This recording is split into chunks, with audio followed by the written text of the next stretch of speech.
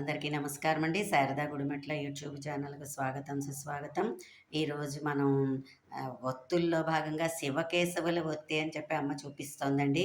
అది ట్రై చేసి ఇవాళ కార్తీక సోమవారం, రెండో సోమవారం కాబట్టి చాలా ఈజీగా ఉంటోందది.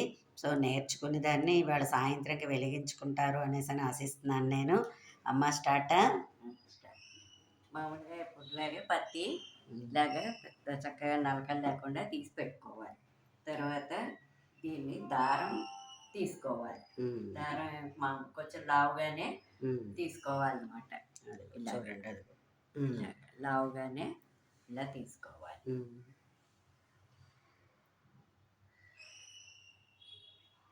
లావుగా తీసుకుని దీన్ని మనం 14 పోగులు వేసుకోవాలి. అబ్బో!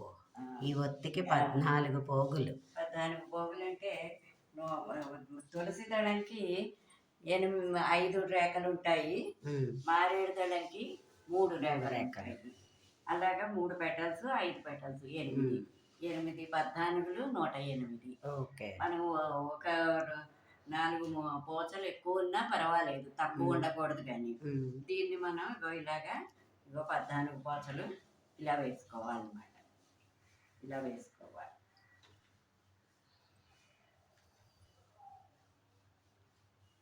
అది మధ్యలో తెగినా మీరు మళ్ళీ వెంటనే ఓకే. 14 పోచలు వేసుకోవాలి. శివకేశవుల ఒత్తి చూపిస్తున్నాం ఇవాళ మేము. ఇలా వేసినవి ఆల్రెడీ నువ్వు వేసుకుని ఉంచుకున్నావా? సరే, అదిగో వేసుకుని ఉంచుకున్నారు చూడండి. 14. ఈ 14ని 8 ముక్కలు చేసుకోవాలి.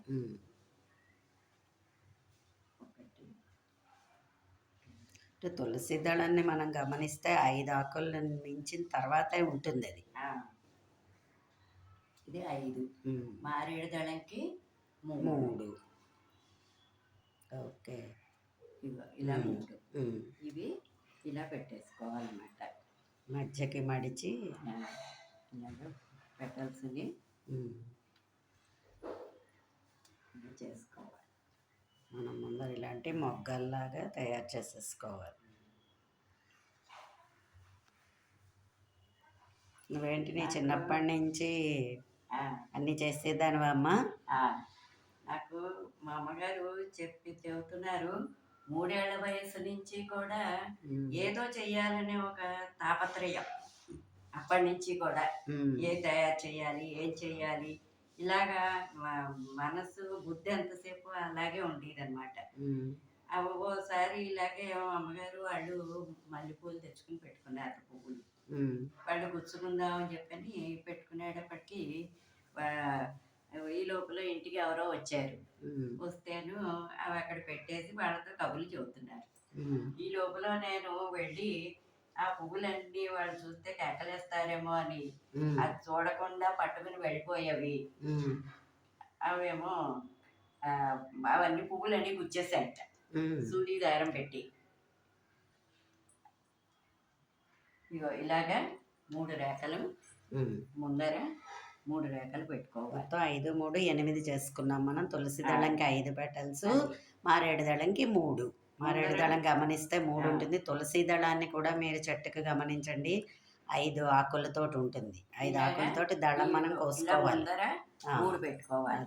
తర్వాత మళ్ళీ మిగతా 2 ఇవి అటు ఇలా పెట్టుకోవాలి.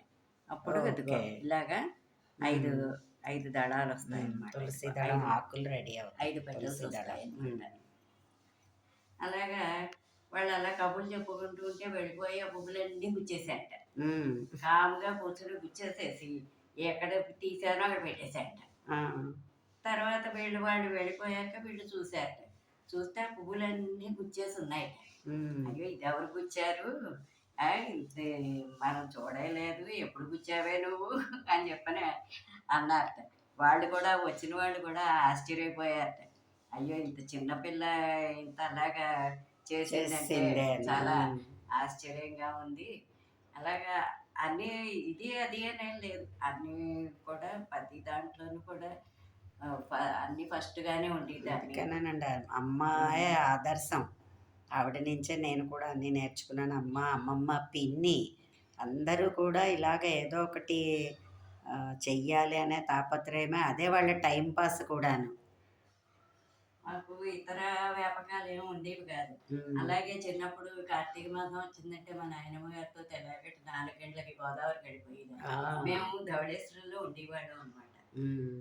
అక్కడ పనిచేసేవారు మా నాన్నగారు. హ్మ్. ధవళేశ్వరంలో ఉన్నప్పుడు మా నాయనమ్మ గారి కార్తీక మాసం తెల్లారగట్ట ఆవిడ బుట్ట పట్టుకుని గోదావరికి వెడుతూ ఉండేవారు.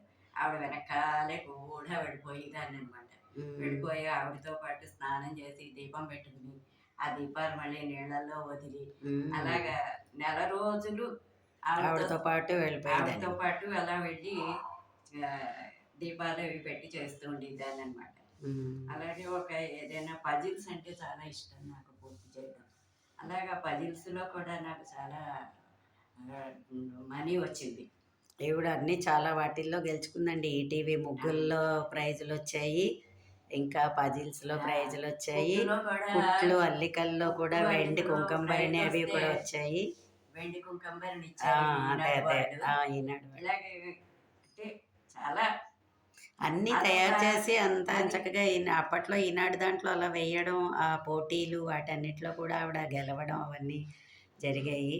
సో, ఇలాంటి ఆదర్శమూర్తిని మనం ఇవాళ పరిచయం చేస్తున్నాం మీ అందరికీ కూడా. సో, ఇలాంటి వాళ్ళని మనం తీసుకొని వీళ్ళు ఎలాగ వీళ్ళ లైఫ్ స్టైల్ ఉంటోంది, అది మనం కూడా అలవరుచుకుంటే మనకు కూడా ఇంకా ఏమీ తోచట్లేదు. డిప్రెషన్‌లు ఇప్పుడు చాలామందికి డిప్రెషన్‌లోకి వెళ్ళిపోతున్నారు. ఎందుకంటే పిల్లలు వెళ్ళిపోతారు.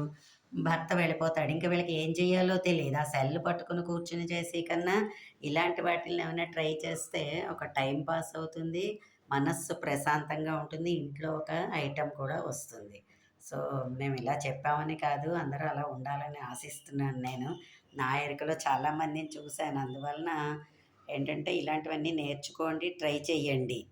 ఇదిగో చూసారా ఇప్పుడు ఇది శివకేశవుల ఒత్తి. శివకేశవుల ఈ ఒత్తంటే అగో కేశవుడికి తులసి 5 దళం. తులసి దళం.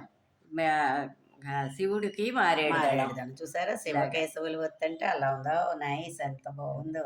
చూసారా? చాలా ఈజీగా ఉంది. మీరు కూడా ట్రై చేయండి. సాయంత్రంకే చేసుకొని ఇవాళ కార్తీక సోమవారం కాబట్టి ట్రై చేస్తారని అనుకుంటున్నాను. మా వీడియో గనక మీకు నచ్చినట్లయితే లైక్ చేయండి, సబ్స్క్రైబ్ చేయండి.